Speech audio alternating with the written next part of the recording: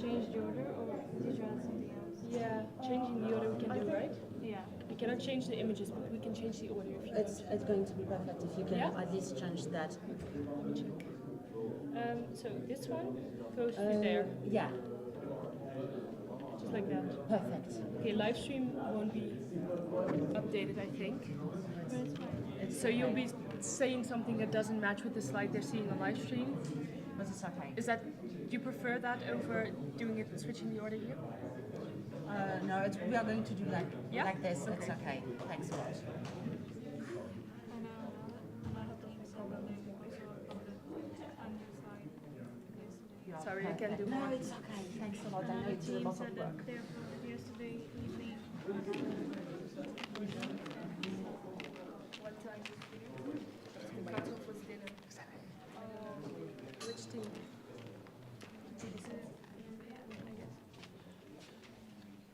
Alles okay?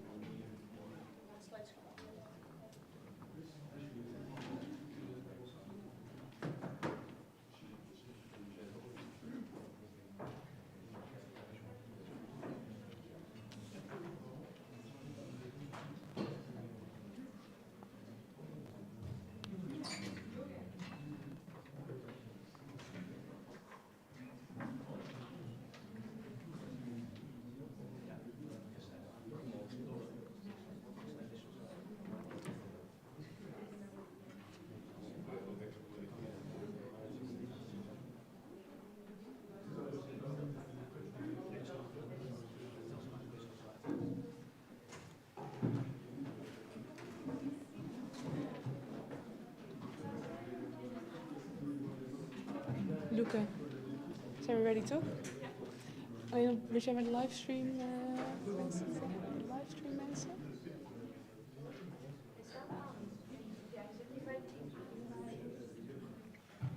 Okay, hello everyone.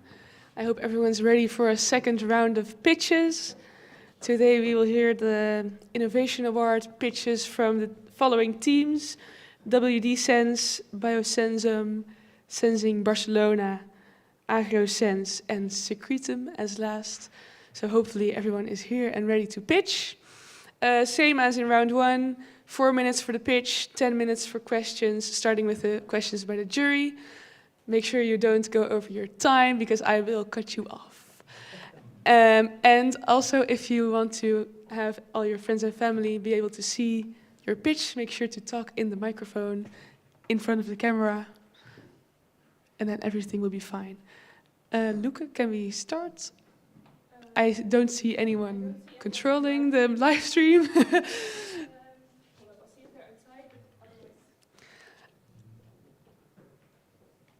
So we'll wait for someone to do the live stream, but the first pitch here is WD Sense. So if they are ready.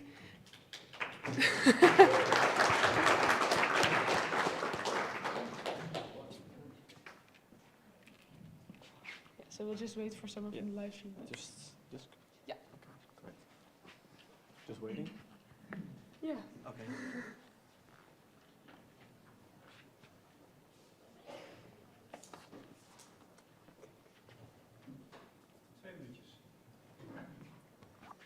Are we all excited? Nice.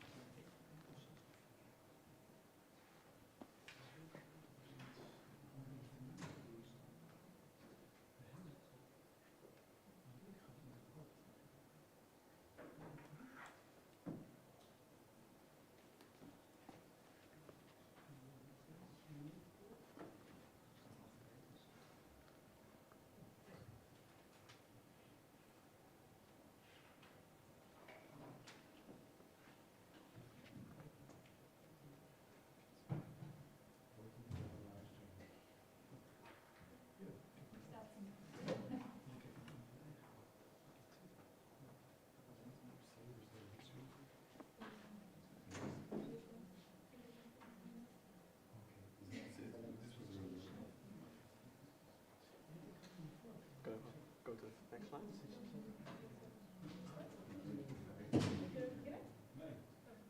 je wel naar de volgende slide?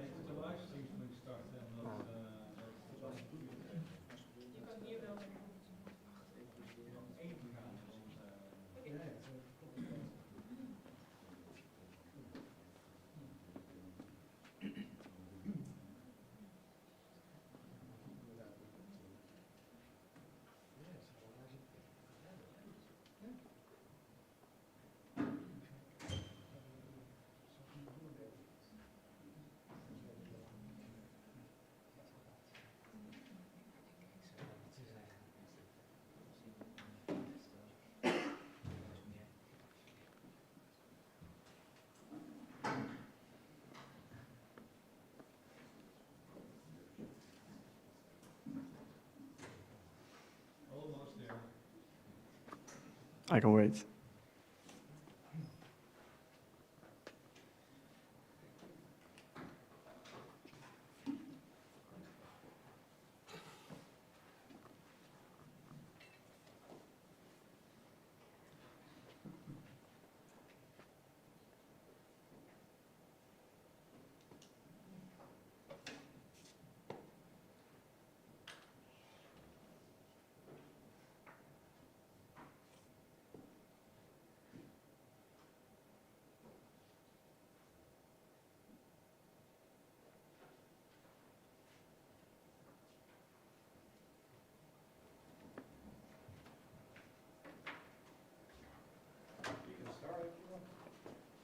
Well, hello everybody. We are Sense, a collaborative team of students from Wageningen and Delft from the Netherlands. And we are here today to showcase our proof of concept biosensor, which measures creatinine levels. So, to begin, so let's break down the science. Our sensor consists of two key elements. We first have the creatinine-specific enzyme, creatinine deaminase, and our conductive polymer, polyaniline. So, creatinine deaminase is able to convert creatinine into NH4+, also known as ammonium. And we have our polyaniline, which is a redox-active polymer that exists in three states. Let's look at the first one, which is the fully reduced state, leucoemeraldine at the top, then the half-oxidized emeraldine state, and the fully oxidized pernigranulin. For our sensor's purpose, we just look at the half-oxidized and fully reduced form. So how do they measure creatinine? Well, that's a great question.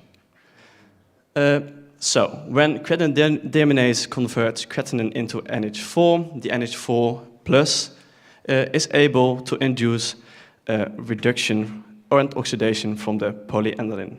Let's look a little bit more into depth. We have on our functionalized electrode our polyaniline layer, the conductive polymer, with a nafion layer.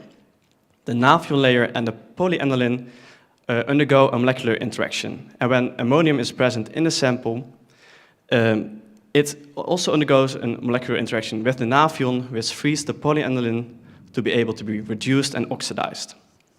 This is then measured by using cyclic voltammetry. For the people that are not well acquainted with cyclic voltammetry, here's a quick breakdown. A sweeping voltage is applied to our sensor's electrode, which then measures a following current. When the voltages change, our polyaniline undergoes redox reactions with characteristic peaks. So one of these peaks is the reduction from the half-oxidized to the fully reduced polyaniline. From this peak height, we are able, for this absolute minimum peak height, we are able to correlate this value to the ammonium concentrations. What we know from literature and the literature we read from the reaction from creatinine deaminase from creatinine to NH4+, we know that this is a proportional relation between NH4+ and creatinine. So out of this reduction peak, we are able to obtain the creatinine concentration. Then our setup. We are using a 3-electrode system that uses our fully functionalized working electrode, a counter electrode in the middle, and a reference electrode on top. Attached to this, there is a palm-sense pico potentiostat that is used for the cyclic voltammetry. With this setup, we are able to measure just a sample of 60 microliters. I know it says there's 70 microliters, but we can assure you it's 60 now, from interstitial skin fluid. So, in summary, our biosensor is now a proof of concept, yet it will be a step forward. Our biosensor is able to measure creatinine in just a single drop of interstitial skin fluid. So with that known, WSense monitors kidney health one drop at a time. Thank you for listening.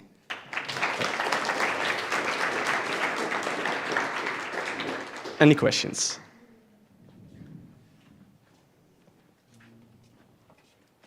Any questions by the jury members? Thank you very much for your presentation.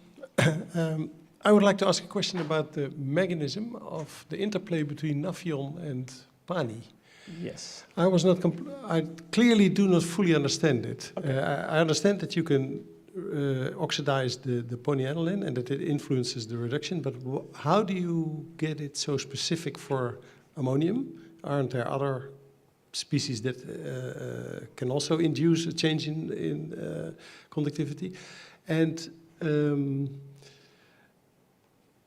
yeah, what is the role of Nafion in this? It's to be a bit unclear. Yeah. Thank you for your question. So I'll first start with the interaction between Pani and Nafion. Pani is polyaniline. So our Nafion has a negative SO3- group, which is able to occupy in the half-oxidized form of polyaniline, which is seen there in the middle. Yeah, there's a plus-minus interaction between Nafion and polyaniline.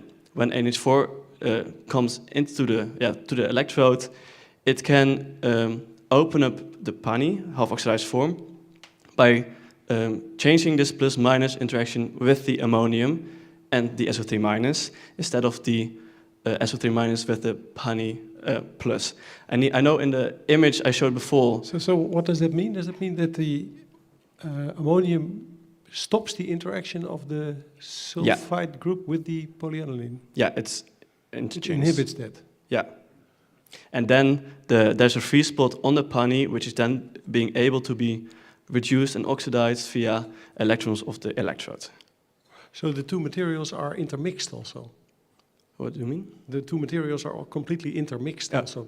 Okay, because I understood that it were different layers, but that's not the case. Yeah. Well, we first apply the Nafion layer, and then we do electrodeposition of the polyaniline, and that grows into the Nafion layer. So it's a... Oh, it's porous? Yes. Yes. Okay. Okay, clear? That was something I didn't understand. Oh. Thank you. Okay, so the online jury is saying, great job. How do you plan to make your device suitable for continuous measurement? Yeah, so our setup now was indeed our 3 electrodes. We chose this to work with at the beginning because the papers we read also were using was using this. We know that there are also screen printed and microfluidics, but we wanted to make sure that this works for us also. And then it was what was the question exactly? The question was, how do you plan to make your device suitable for continuous measurement? Yeah, we've been looking into chronoamperometry, right? Can you talk about that? It is now a reversible reaction because of the cyclic voltammetry. So you bring because of the cyclic nature of the voltammetry, you bring the polymer back to its states where it can react again with NH4. So it is now able to do continuous measurements. Okay, thank you. Okay, to add something to that, it's also possible to encase the one droplet system and connect microfluidics to it. And that way you can also make it continuous. Okay. I think there might be something more coming, but I'll pass it back first. If there's a follow-up, you'll hear about it. Yeah, so nice presentation. Yeah, so my question is also related to the use of the sensor platform. So first of all, we see that so you're using these bulk electrode, so to say. So I would assume that, okay, you went with something like a screen-printed electrode or interdigitated electrodes in the chip format. So why you did not do that? Okay, yeah, great question. Indeed, we also look into screen printed electrodes, but also for the contest and for this topic, it was also about the waste. And we know that screen printed electrodes can be reused, but they also break down over time. And with electrodes, hello, yeah, these electrodes that we are using can be easily cleaned, refunctionalized. So with that in mind, we went for this bulky system for now. But indeed, for when also going smaller, turns off sometimes. When looking into a smaller or even a wearable, we know that bulky will not be as sufficient. So when we will improve our setup, we will look into the screen-printed electrodes. So the reusability of the platform, this is what you had in mind also when working with these electrodes? Yes. Yes. Just confirm. Okay. So a question related to that. Yeah. So then, yeah. So these electrodes are known for many years. Yeah. Many years. So where do you think is the innovation really? Yeah, so with all this sensing scheme that you put together? Because it's the one drop for us. We believe that that's Yeah. So it could also be the transduction principle. Yeah. So that this is novel or innovative. Or this could be many different aspects, yeah, so of your whole sensing scheme. So where do you think the innovation really lies? Well, the innovation mostly lies in our transduction. So this whole combination of the enzyme and the polyaniline. We only found one paper that was already doing it, and that was quite recently published. So we have seen more NH4 plus measuring devices using the polyaniline, but not really in combination with the creatinine deaminase to make it a biosensor. So that's kind of where the innovation is in this. Mm-hmm. Could you comment on a limit of detection, what you could achieve? Yeah. Well, what we know from our functionalization, we electrodeposit our PANI. And I can go to the slides. Here is our PANI functionalization. And looking at A1, that's our main peak we focus on. This is the oxidation from the fully reduced to the half oxidized. Because we're interested in these two states, we focus on these peaks. And you can see per cycle the increase of current. There's an increase of current. And we also notice when we're measuring that when the peak height is different, a different limit of detection is reached for NH4 measurements. So now we went to go around 80. This is a slide from way before, 80 around 60. And when you're in that range, you really need to have a database of measurements to be able to tell per electrode that you functionalize, okay, this is the functionalized current that we obtained via functionalization of the electron deposition. Then these calibration values should be used. Yeah, that is it. May I ask another small question? Yeah, I would like to go back to the mechanism once more. Yeah. Basically, it's the inactivation of your sulfide group. That's what you just said. But you use that now you inhibit it by the reaction with the ammonium. But I suppose if you're, for instance, in the interstitial fluids, there are many more positive groups that could also inhibit this reaction. So how specific is it? Yeah, thank you for that question. Indeed, there are a lot of positive ions in interstitial skin fluids, as I don't recall all the the cations, but indeed there are a lot, and we know from a paper, and we also tested between just pole NH4 measurements and interstitial skin fluid, because our ammonium concentration gets high, it's quite selective for the NH4+, but also we didn't see a lot of differences between our measurements between just using a PBS sample of pH 7.4 with only ammonium in there and between our ISF. So out of that, we assume that it's quite selective. Okay, that's a practical answer, which I think is useful. Yeah. But for sure, we need to measure that more appropriately for the time that we had. Yeah. So to look deeper into that, if there's a small interference or not. And how about the reversibility? Well, when it's getting oxidized, we know that, yeah, we don't really actually know the complete in specific, but we assume that the NH4 just gets replaced again by the half-oxidized form of the PANI, and that we can also see in our measurements. Yeah, the slide was not added anymore. We did send it, but sadly it wasn't there anymore.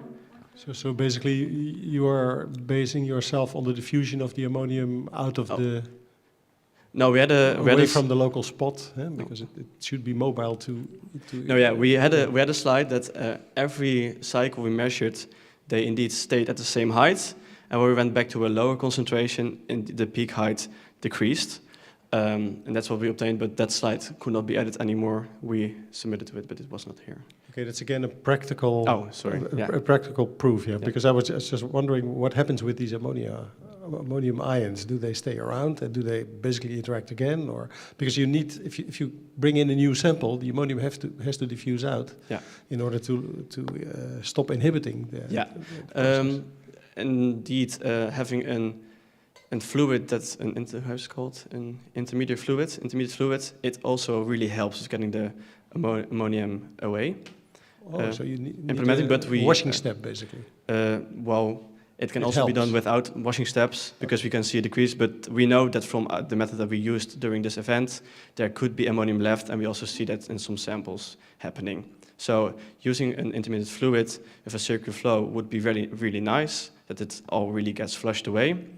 But for now, it happens that some may stay left. Okay. Yeah. So it maybe limits also the time to a new equilibrium or so. Yeah, indeed. Yeah. Okay. Thank you. Oh, that was it. Wow. Thank you. Again, thank you all for listening. Yes, thanks. And now the next picture is biosensor.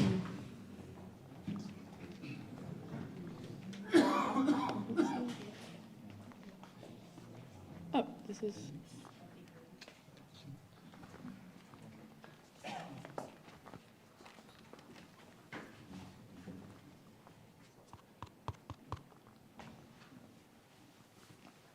Good afternoon, everyone. I'm Mohamed Salah, and I'm with Sharon. We present you SensUs, our biosensor. Quick agenda. First of all, we'll speak about the detection method, and then how we amplify our signal through heating. And after that, Sharon will present you the microfluidics, the syringe pump, and the user interface. SensUs is an aptamer-based biosensor. We use an aptamer, a creatinine aptamer, functionalized with a methylene blue. With a methylene blue, and the aptamer is immobilized on CTI phase 0 gold electrodes. When the aptamer binds creatinine, a folding change happens, and with the redox tag, we have an induced current. To measure this induced current, we use square wave voltammetry. To perform the square wave voltammetry, we use potentiostats. For the optimizations of the parameters and standard curves, we used MStat3 from PalmSense, and for the competition, we used a SensIt, BT. Initially, we wanted to apply heating to force the release of creatinine. However, we observed an amplified signal with the heating. So, with a Peltier module, we will increase the temperature of electrodes to 40 degrees Celsius, and we can observe an amplified current and also an amplified signal gain from 80 to 370 micromolars. The signal gain is the current measured, normalized with the blank. The blank is only ISF. There you can see standard curves with and without heating. We can see that after approximately 80 micromolars, we have a clear amplification of the signal, which makes us more sensitive in this range of concentrations. All right, so for the microfluidic part, so we did our microfluidic using PDMS. After many iterations, we found that the best shape to ensure proper fluid flow is a circle with a narrowing funnel. It's really crucial to find the best shape to ensure our sensor accuracy. So for our biosensor, we decided to use a double syringe pump that we built to precisely control our microfluidic fluid flow rate, so to prevent any bubble from creating inside the microfluidic chamber. So to control the fluid flow, we are using a stepper motor and a lead screw that will push or pull the plunger of the syringe. Then, to ensure a good seal between the microfluid and the sensor, we are using a 3D printed part that will compress the microfluidic, so to ensure a good seal. The module of Pilcher is integrated in the sensor support, so the sensor will sit on the module of Pilcher on the heated surface. A valve is used to empty the syringes when they're filled, and everything is controlled through a Raspberry Pi 4. So we can see that we assemble every component on T-roll for easy prototyping. So we developed a user-friendly interface to perform our measures and to get the creatinine concentration level. In conclusion, CreaSense UM is an innovative biosensor because we amplify the signal through heating. We have original design for the double syringe pump and the microfluidics, and we have coded our own personal code. Thank you everyone for listening, and we are now open to your questions.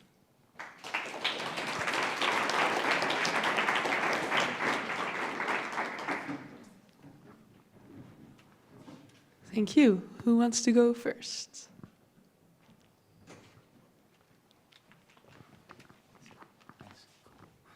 Thanks. I read your team result document as well, and I got curious when I saw a fit that you made of the. You showed the data now, but you did not show the polynomial fit that you made. Is there a reason why you're not showing it now? If I remember well, there is the equations in the legend. For the polynomial. Yes, the equation. There are equations in the team result document, but you didn't show the equation now. But okay. I think I have it.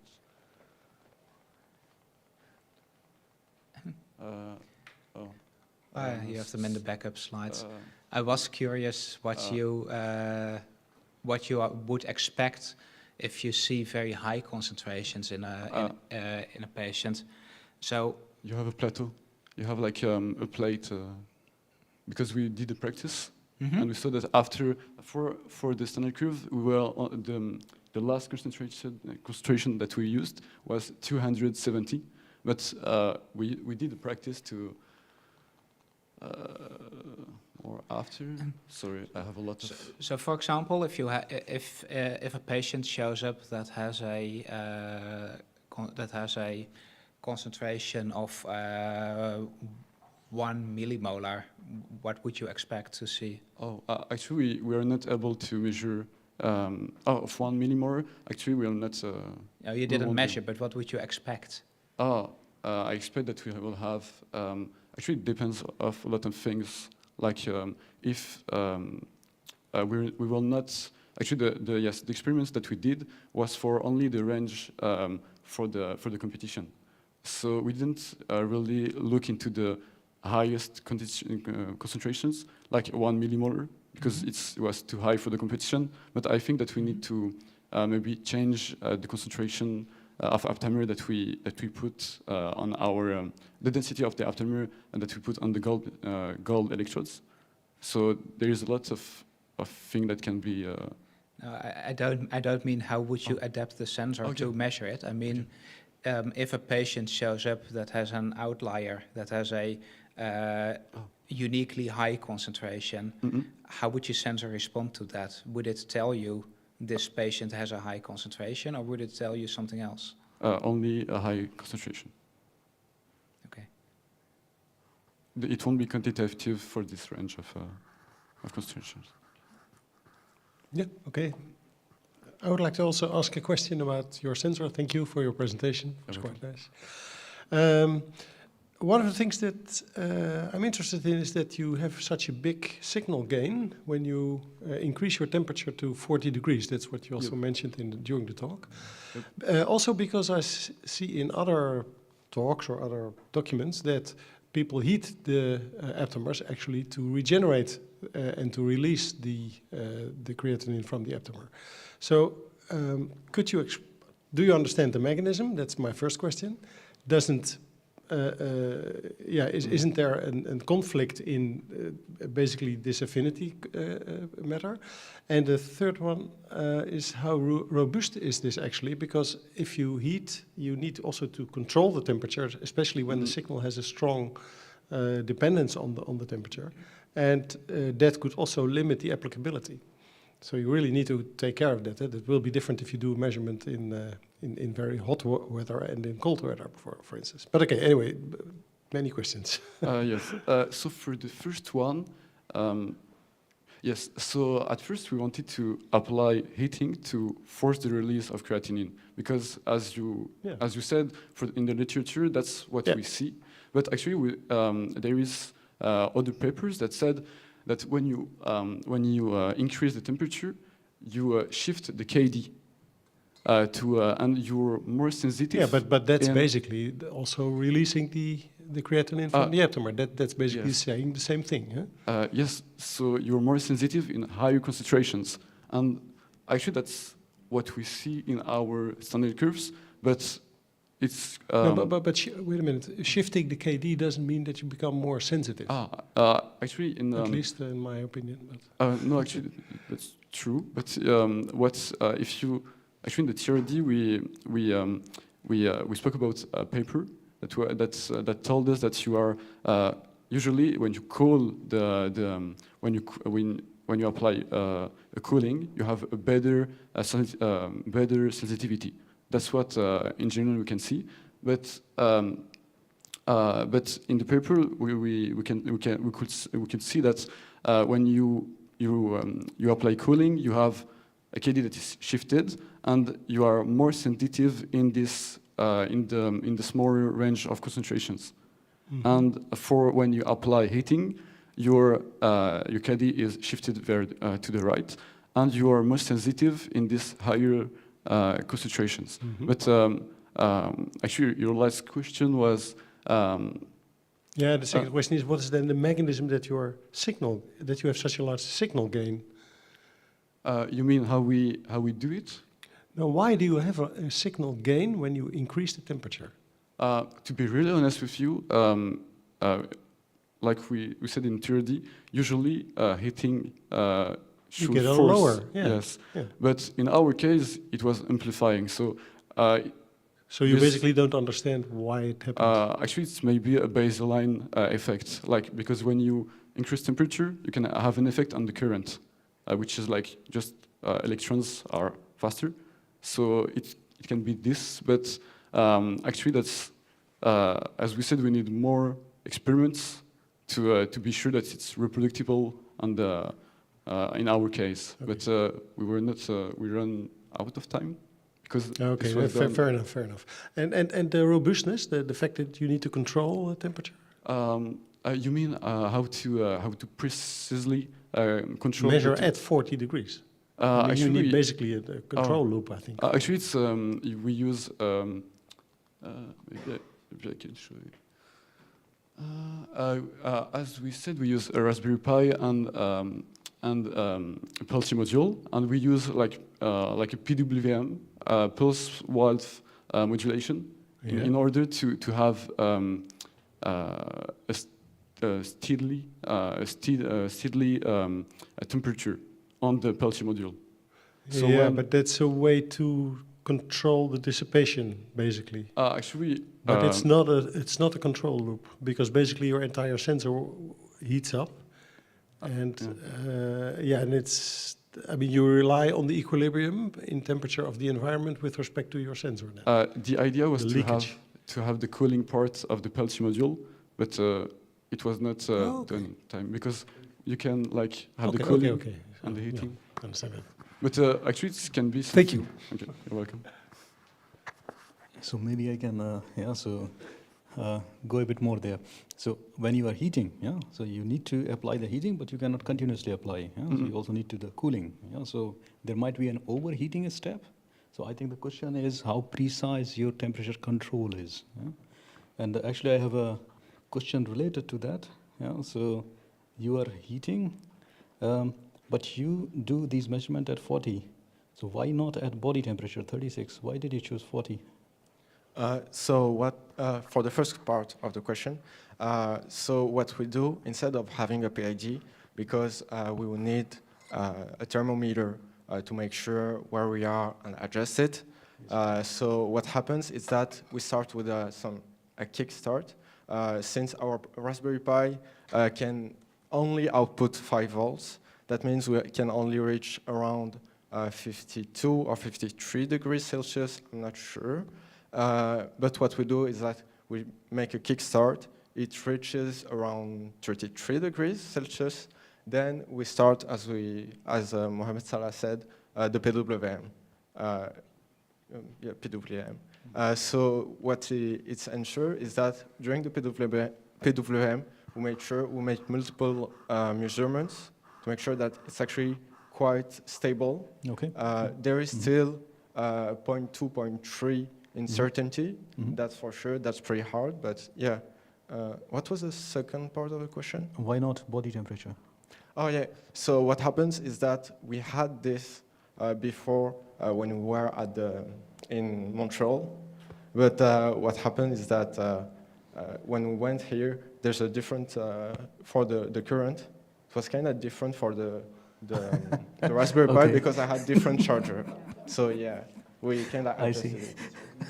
That's funny. Actually, for the when we did the test with the to be sure that we have like an amplification of the current, we used different temperature, and the 40 degrees was the one that has the better amplification for the current.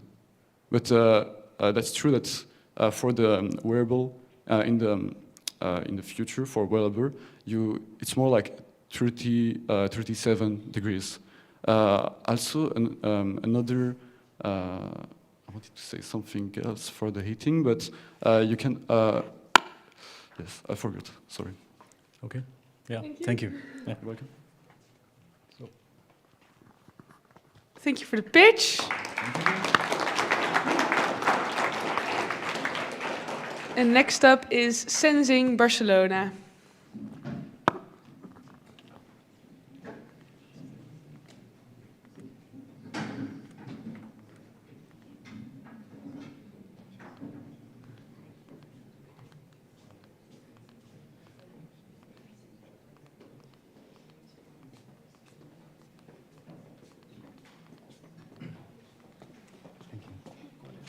I have to click a little bit.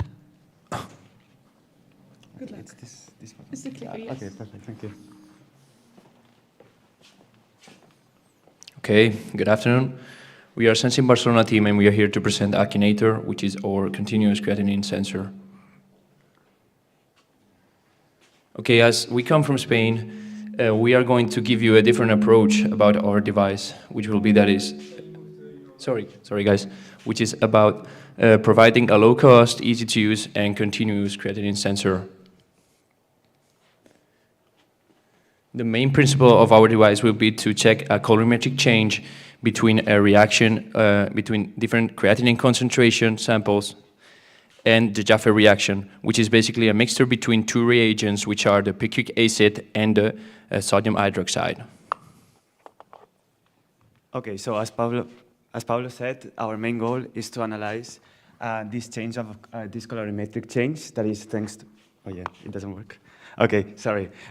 It is to see this colorimetric change between the creatinine sample after it has done the Jaffe reaction This does a colorimetric change proportional to the creatinine concentration. So what we do is to put the sample and the Jeffrey reagents to a union tube where it has a special shape to do a better mixing of the both fluids. And then we put both of them to a microfluidic channel. In this microfluidic channel, what we will do is to do an analysis using a source of light and a camera underneath it. And what we will see is the colorimetric change after some time that it does the reaction. And this RGB image that is done taking the center part of the colorimetry of the channel will be processed using an open source Raspberry Pi algorithm that what we do is to analyze the luminance of mainly the red and green channels, which are the main changes of the creatinine concentration, and it will correlate it to the concentration of creatinine that we will have in the first step. It will take a few minutes as the reaction it takes so, and then it will show when the creatinine concentration stabilizes at some point, it will show the result at the screen of the overall machine. So a little bit about it, some innovation and impact of our device. So our device could be implemented in a wide range of settings that we've mentioned this morning, such as dialysis process in intensive care unit.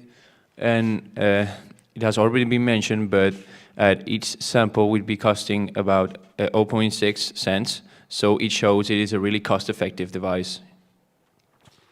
Yeah, one of our business plan was to introduce it in a dialysis machine to do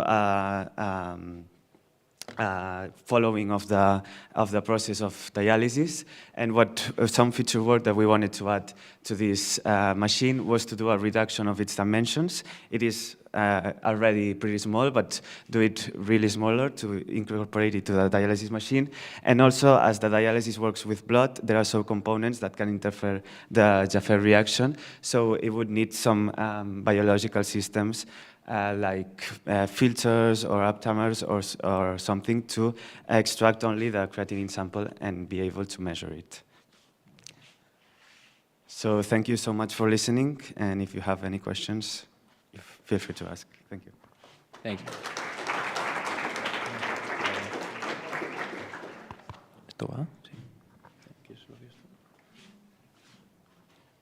Yeah. Well, it only works. Well, it only works on the microphone. Hello? Yeah. I think they both work as long as you hold it close enough. Thanks for your pitch, and what I really liked was that you kind of co-designed the technical aspects and your vision of impact. But it does leave me with the question of how you envision the continuous aspect and how that relates to the number of samples. So if you have a continuously operating sensor, how often does the sensor need to take a sample?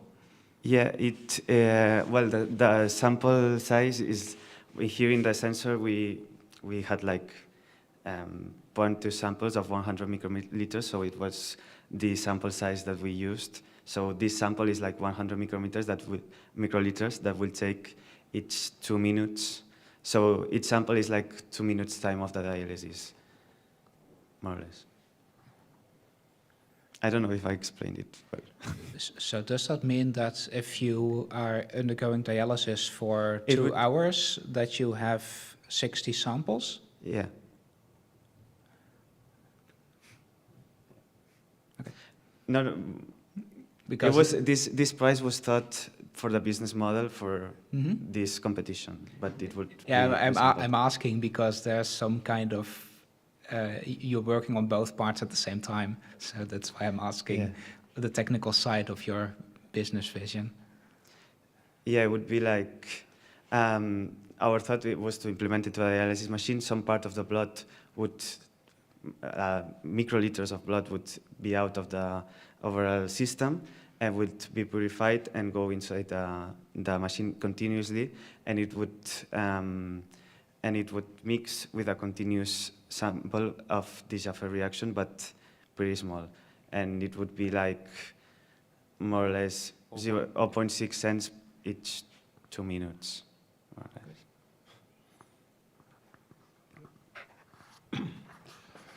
Thank you for your presentation. Thank I you. have also a small question about your mixing of the two fluids. You had a tube, which you called a Yeah. union tube or something? Yeah, but you said it's especially built for mixing these fluids and efficient in that. But how does that work? yeah. And did you model that, for instance? Yeah, What kind it of, was what kind of 3D flow design. goes through? It was 3D designed, like as the flow is so small. Well, it has to enter to a microfluidic channel, so the flow is so small. We did some, I don't know how to say it, like Some 3D printing structures inside the tube to create turbulence and allow the no, mixing of the chaotic fluids. mixing. Yeah. It's that. Okay, so a serpentine structure is what's usually called. Yeah, some patterns inside the Mhm, tubes. mhm. It just allows to. help the mixing of both. Okay, and how is the fluid then applied? How does it flow in? Do you have a pump The or anything like that? process is not automatized by now, but yeah, it will be like pushed into the white tube in both sides at the same speed, basically. Okay. Yeah, well, our first initial approach that we couldn't do it for this competition was to be applied both at the same speed automatically with a pump pushing the needle. Okay. Okay. But Okay, well, we did fair enough. we did it manually. Yeah, yeah. I understand.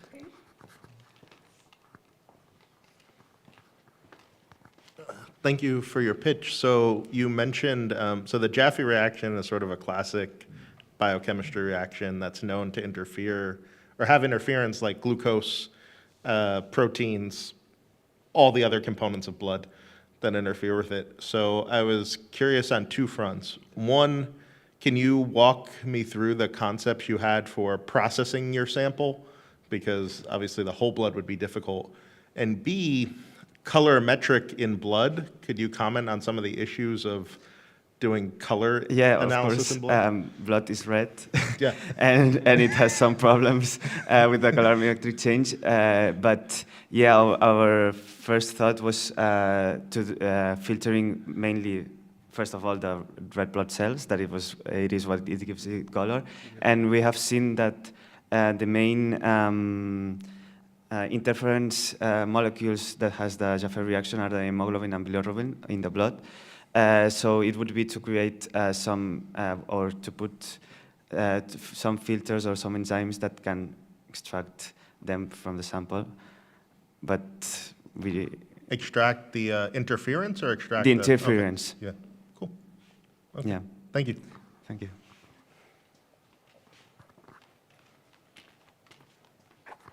Yeah, so very good, Michael, that you asked about Jaffe reaction because this is what I was remembering. So if I remember correctly, this is also a slow reaction. Yeah, so it takes it takes some quite a bit of minutes. time. So what is the time scale that you? Yeah, aim for? from 2 to 4 minutes. In the competition, what we did is like after 2 minutes, when it was when the algorithm didn't detect some stabilization of the creatinine concentration, and mainly that it didn't go up because the RNG channels tend to increase over time. So when the luminance of the camera photos didn't go up, it showed the creatinine concentration after 2 to 4 minutes. Okay, so if you can say in one sentence, yeah, so where is it that you were innovative, yeah, so with your sensing scheme? Well, we haven't seen any continuous monitoring using the Jaffe reaction. Most of them were colorimetric changes that happened in a paper, like you created the reaction and you put it in a paper and see from the paper. Here what we have is that the sample is in a microfluidic channel that it can be taken out and resampled with more sample. And what it does, it makes it continuous. That it was what the other ones didn't have. Yeah, thank you. Thank you. Okay, next up is AgroSense.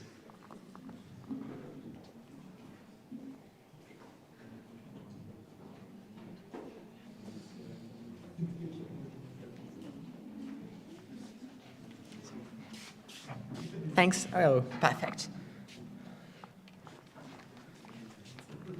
Okay.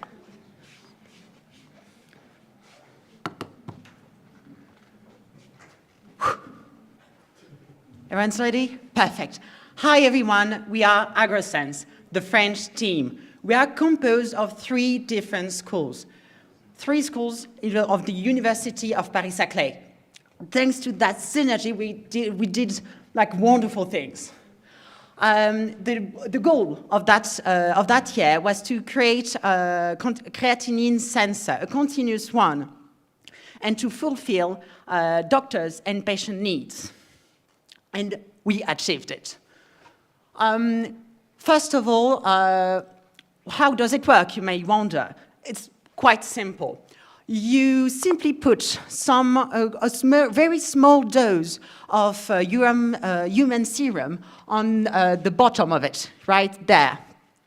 Like a few microliters of it. And in the microfluidic chamber. It is done in PDMS, polymer usually done for that kind of thing. Then the sample we go through a degradation zone for creatine that will allow the enzymes to work perfectly afterwards. After this degradation, the sample will go through in parallel measurements. One side will measure the creatinine, and the other side will measure what is left of creatine and subtract it from the first signal. But how does it work on the signal, on the electrode? Quite simple, only 4 enzymes, not much. So the first 3 enzymes transform the creatinine into peroxide, aka H2O2. The use of enzymes allows us to have a high specificity and of reaction, and to have it work quickly. Then the H2O2 is transformed into H2O thanks to our last enzymes that creates an electrical current. This current is enhanced with the Kittersen matrix that traps all our enzymes and is then detected with amperometric sensors. Amperometric sensors, I say, yes, indeed. We use 3 of them, 3 channels that will detect the amperometric signal and analyze it on our own chip. This chip will then transfer via Bluetooth to our computer all the data analyzed, and we will have the concentration we need. The concentration there was on the sample. We used, our design is quite robust because we used a low energy Bluetooth chip, the STM32, I think. That enable us to have a sensor that will last long for the patient. It is not a weakness, it's a strength because it allows us a better deployability, a much better simplicity, and it will last longer, as I said. So just to make sure that the point is getting across. So electrical current, with peroxide and amperometry to detect our signal. To conclude, we are ready for the field. We have a robust and yet compact design, really small. You have here the electrodes and the microfluidic chamber, if you want to see it afterwards. All will be sent to an app that you will be able to use on your phone, and the data collected will be sent to scientists to increase knowledge about kidney diseases and be able to maybe save more lives in the future. Thanks a lot for listening, and don't forget to vote for us, AgroSens.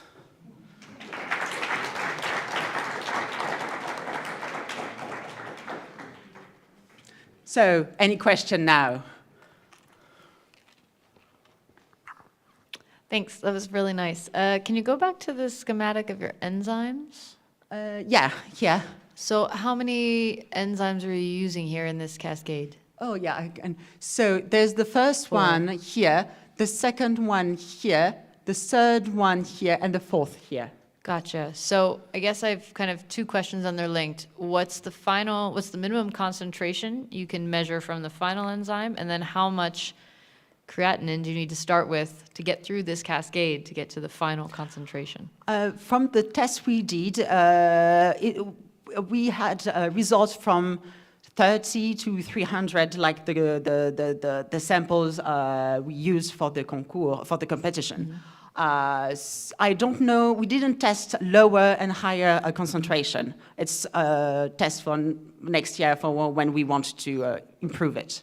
But you always generated in those samples at the lower concentrations enough, is your final one peroxidase? Peroxide, I mean? Yeah, Your final product is peroxide. The third enzyme, sarcosin oxidase, produce peroxide, and that is then used to generate the current. Yeah. And yeah, we have it. We have the concentration needed, even in the lowest creatinine concentration. Okay, clear, thank you.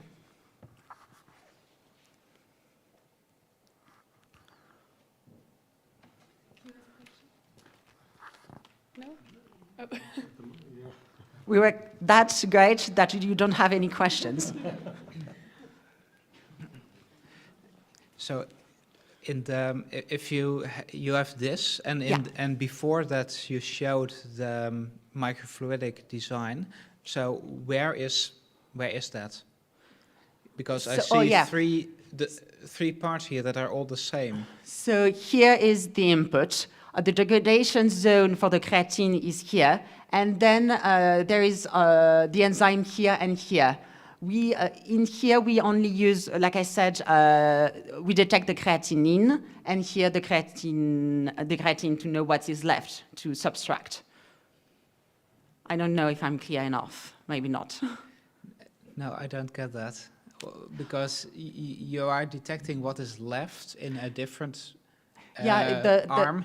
The flow will go will be divided in two. So if we have like small creatine left, because in human sample you will find some, it will be detected here. Not because if you see here, we revert back creatinine into creatine. So if there is some in the serum, we detect it with our method.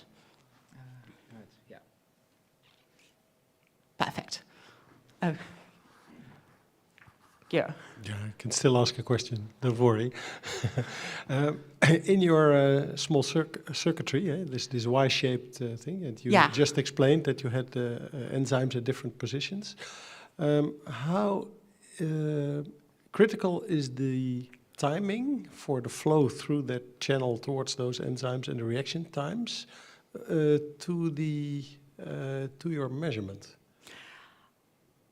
That's quite a great question, and we don't have quite the answer to it. We only were able to do all the last tests like one day before the competition, so it was quite quick. We used some speed, I don't know what, but we had some speed and it worked, but on the concours it broke entirely, so we used, sorry, what I said. It's that we had major minor, I don't know, problems with our fluidic aspect. So we only used the electrodes on the competition, 2 days ago. But do you do it batch-wise, or do you continuously flow? No, it's a continuous flow afterwards. When because then the timing becomes important. You need to know a little bit about the time it takes for all these consecutive reactions through those enzymes in comparison to the time that the fluid stays in the area where the we have the result in like 5 minutes. It's the time needed for the yeah, but the signal. question is, does you reach then an equilibrium in the reactions in the area where the enzymes are? Because you could model basically the flow speed and the reactions. Do you know anything about that? Did you Yes, try? like we wanted at first to be able to do like point of care with the electrodes, and then have a continuous sensing while modeling the flow with the kinetic of the enzyme, basically. That would be interesting. An Because, experiment, what is interesting, just a modular flow with a modulating concentration and see when whether it can follow that. Yeah. But did you try?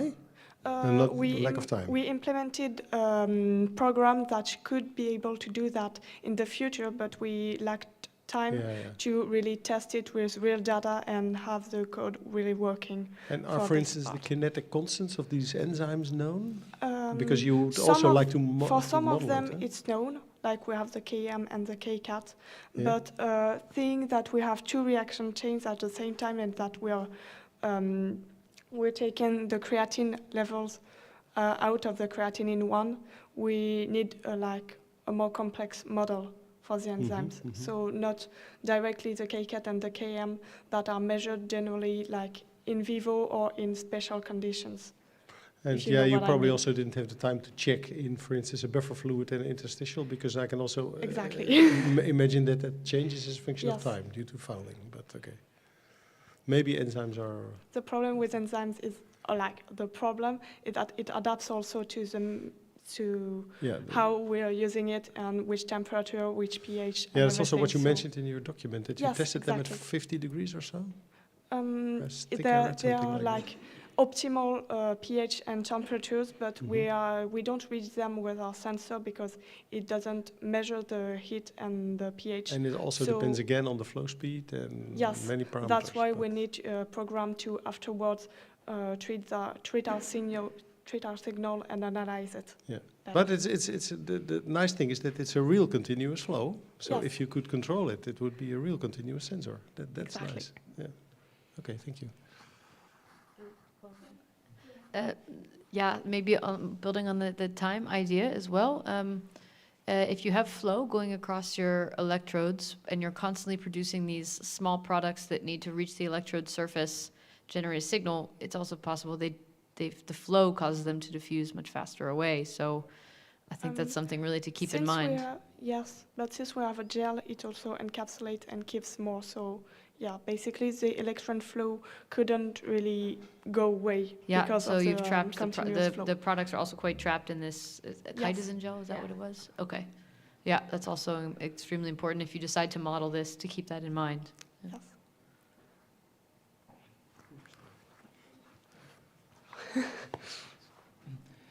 Do you know anything about the stability of your enzymes? Which one is the least stable, and how long could it operate?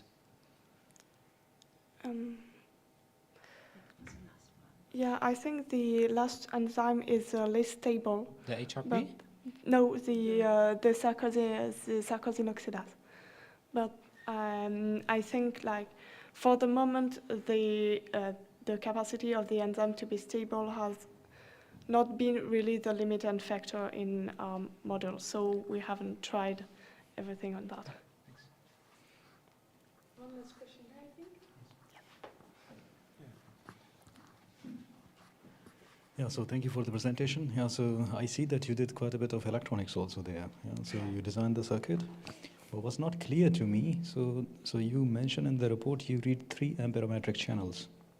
So this means this is 3 chips you read at a time, or how is it? Well, Yeah, so I don't well, understand yes, that. there was 3 amperometric chips, so it was LMP 91000, so the 3 in the green circles, and all of them were communicating through I2C to microcontroller at the middle, which was an STM32 with a module with a Bluetooth implemented module. So. And the chips that you have, the chip design, so this comes and it is bonded with the flip chip bonding. Excuse me? So I see the bond pad design here, the contact pads. Yeah. So for the chip, you need to do the electrical contacts. You need to what? Excuse me. You, Oh, well, just with 3 wires from the electrodes to each of the chip. I mean, we solder them with the contact points to the printed circuit boards. Yeah, so my question is more about the technical feasibility, yeah, so of the concept.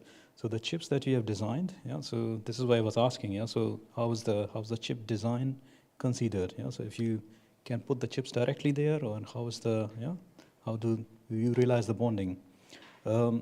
But what I also did not see, yeah, so and I was curious, yeah, so how's the chip design? But now I understand that. Yeah, so we didn't design chips. We designed a PCB with different chips from Texas Instruments and STM. And how do you aim to produce those chips that you have? You have the in-house capability to do the lithography, or how the chips are produced? No, just to explain again, these chips are from Texas Instruments. So that's not all chips. I'm not talking about the circuit. I'm talking about the sensing chips, yeah?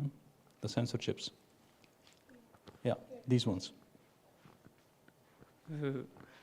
I mean, it's not chips, it's electrodes on the PDMS microfluidic circuit. And for the PDMS, currently we have a machine in one of our labs where we can produce a few of them. But for the industrialization, I guess we need new machines to do that type of microfluidic circuits. But so electrodes need to be put somehow, right?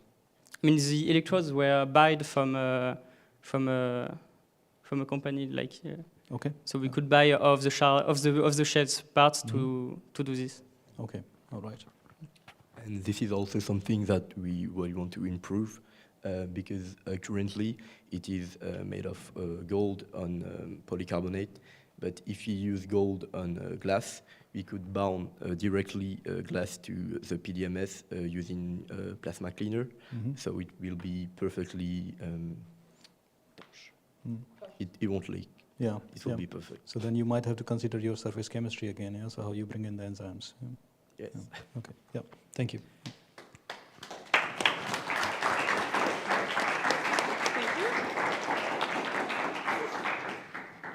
Okay, thank you. I think the last team is up. Thank you for your patience. We will maybe go 5 minutes over time into the partner market, so if anyone really wants to be there on time, just so you know, that will start at 2:40, and we usually have 50 minutes per picture, so good luck. Thank you. Here's the clicker. Yeah.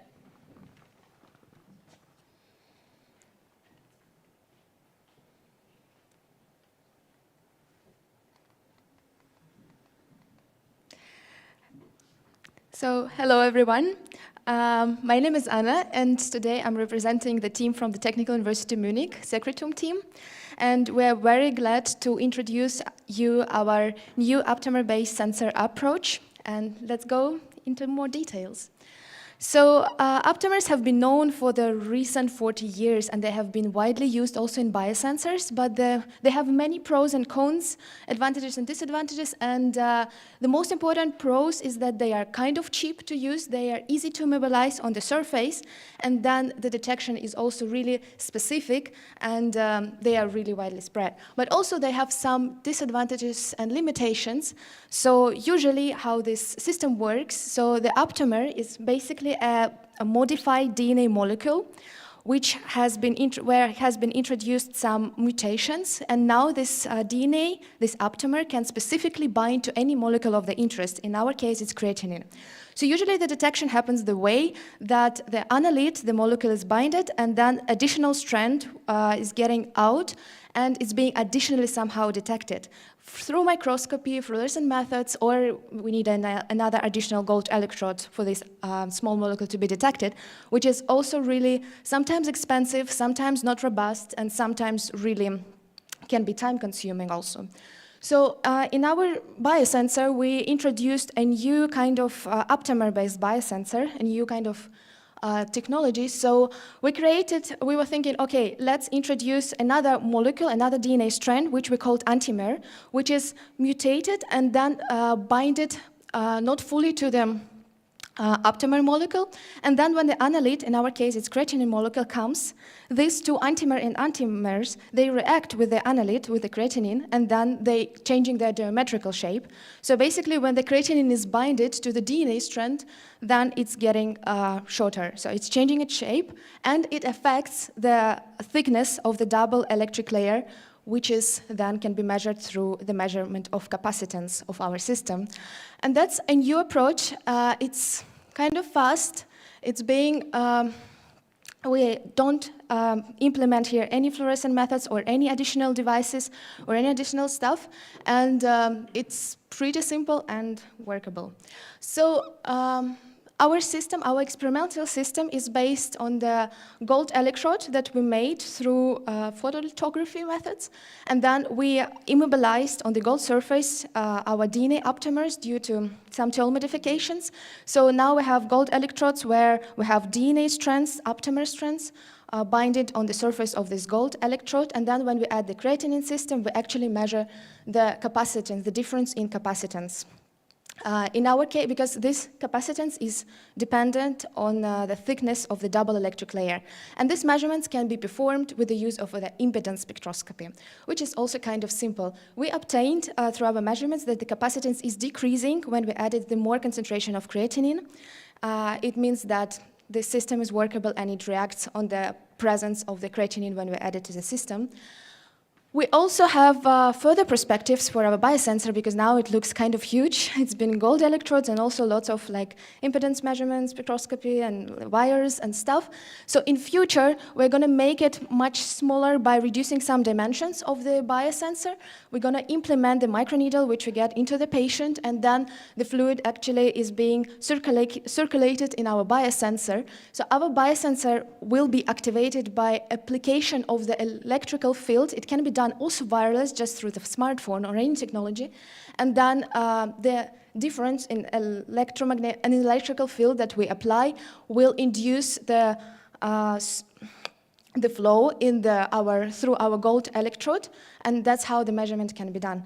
So we hope that further development of this biosensor and of this technology will lead us at the end to really small and compact biosensor that can be used on a real humans and on everyday base. So thank you for your attention, and we are really eager to answer any questions, and we're happy to communicate.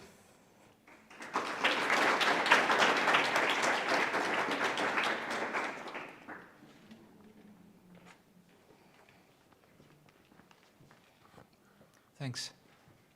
The entimer approach looks very nice, but I was wondering why not simply use an aptamer that has a higher rate of unbinding. So if you bind and release, then it's also transient. Then you don't need the short strand to displace it. Well, yes, but when you use antimer and aptamer technology, these two strands, it actually makes the measurement more efficient because we detect we are sure that when the molecule of interest comes, two strands are being changing their geometrical shape and attached to the gold electrode now. So we're kind of improving our efficiency twice. Because when the analyte comes and they're just DNA strands somehow randomly distributed, we don't know how many of them actually react with creatinine. And here we kind of induce two strands, so we make efficiency twice more, and our detection of capacitance will be more accurate as we think. Thanks. Yeah, thank you for this very interesting idea, actually. I have one question first. If you take the two single strands, you say that one of the states is when they are bound together into a double strand, and then when you add the creatinine, it breaks up and you get two folded ones. But if I have one double-stranded DNA strand, it's actually very difficult to separate, because normally DNA is very stable and you need to heat it to something like 70 degrees or so in order to break it up. So why is that not posing you problems here? We were firstly modeled the system, and we found out that the Gibbs energy for the system is much lower for the state when creatinine comes. It's much lower for the state when it actually binds creatinine. So this state is more likely to happen when creatinine comes. And the difference in energy, in Gibbs energy, between this strand, when two strands are together and when they're binded to creatinine, changing their geometrical shape, is around 6 kilocalorie per mole, something like that. Okay, but that's of course for an equilibrium situation, and this requires a certain activation energy. Yes, during our measurements, we are waiting for approximately 1 minute, but we should look more into details when actually equilibrium is being reached.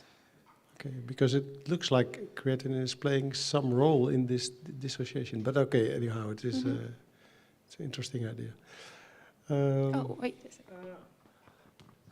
And also, I also want to add a bit. So we specifically designed the aptamer and antimer, so they're kind of complementary, but not fully. Ah. Yes, so that's the catch. That's the catch. Yeah, so that the energy of the connection is lower than the usual energy of the two DNA strands to the complementary. Yeah, and so in order to do that, we used like a available aptamer, and then commercially available aptamer, and then we modified it just a bit using programs like NUPAC, and we also modeled the DNA. We fed the sequence to Google AlphaFold as a neural network to get the proper geometrical shape. Yeah, because that's a challenge, models because you change basically the DNA, and so the aptamer will also change its shape and its affinity to the creatinine. Yeah. And so that could be generalized not only to creatinine, but also to other molecules that are similar in size and weight and reaction. Smart idea. Yeah, what was one other thing? Oh yeah, so what you're finally doing is you're detecting with impedance spectroscopy, and I think that technique is generally a little bit difficult for complex fluids, because it basically detects the thickness of the film, because that's changing the capacity basically of your of the electrode. Doesn't your detector suffer from that problem? Because that could be a disadvantage of using impedance spectroscopy. Yes, we actually a bit suffer. So, for example, the capacitance is also dependent on electric density. And we have our creatinine buffer where we have ions, and so the capacitance is affected not only by the change of the thickness of the layer, it's also affected by the electrical density, which is changing when we add buffer, when we add creatinine buffer. So then we actually get the dependency, but we cannot for sure say that it's we see exactly here the change in the thickness. So that's the main complication here in our in using creatinine, which is also in buffer in fluid, which is PBS, and it has also ions inside. But is it well reproducible? Because that also shows you a little bit whether this layer of, shall I say, aggregated proteins or other rubbish on the surface actually is leaving? To be honest, it's reproducible, but we're looking forward to make much more measurements with this technology. And reversible, I mean, sorry. Did I say reproducible? Oh, I meant reversible. Yeah, it's reversible, and but we are looking to make much more. We need much more statistics for that to make a statement that it's for sure reversible. So we're looking for some more challenges with this method as well. Okay, well, interesting. I have a quick question about your controls. So you showed you had this plot. You have the gold plus your aptamer, and then you compare that to the green dots, which is just the bare gold, correct? It says, this is just to see if creatinine interferes with the gold surface at all. Am I reading this graph right? It says uncovered gold, so it doesn't have any DNA, the green. Yes, it's the controls without any DNA being Did you do a control where you take DNA that is not specific to binding to creatinine to see if does creatinine just interact with all DNA, for example, and kind of stick to the surface? Not now, but thank you. We will try it later.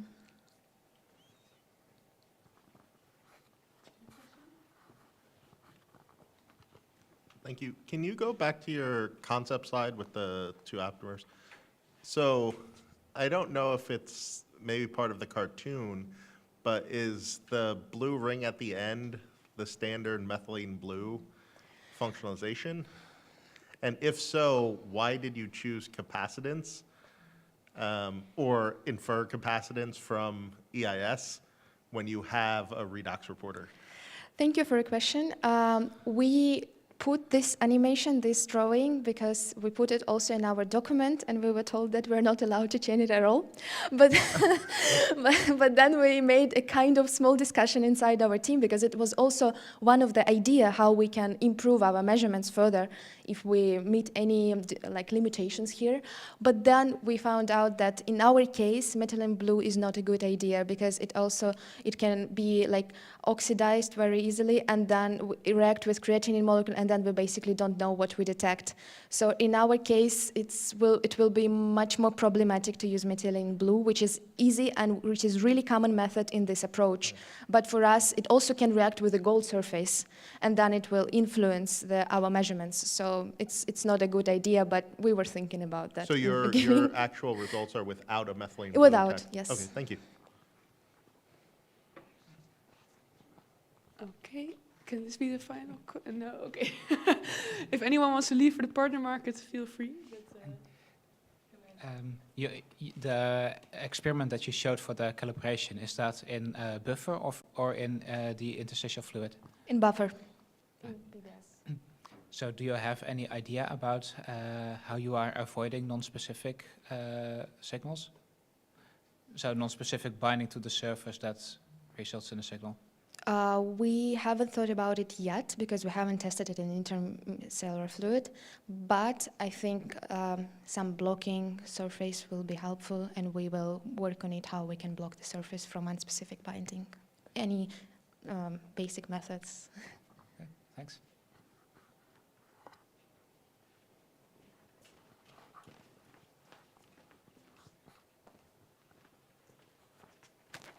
So very nice presentation. Thank you. I don't know if I missed it. Yeah, so I had a question about the surface chemistry. Yeah, so how do you immobilize the DNA onto your surface? We order DNA strands which has thiol modification on its end, and then it reacts with the gold. So it's a direct. Then you use the thiol modified sequences. Yes. Yes, and it reacts with the gold, and we then wait some incubation time for that. Okay. But of course, we didn't study properly the surface, like we didn't apply any AFM measurements or anything, so we don't know how they for sure mobilized there. Yeah, so I'm quite curious, yes, about the mechanism that you propose here. Yeah, so I would also assume that the surface density, so would also affect, so this kind of folding and the competition that is happening. Yes, now we cannot state, unfortunately, that we have many DNA strands being bound on our surface, but in future, one of our thoughts would be to make this surface porous, to make like any holes, then probably we will get more DNA molecule strands attached to the gold surface. Yeah, then the probability will be higher. Yeah, fair enough. Thank you. Thank you.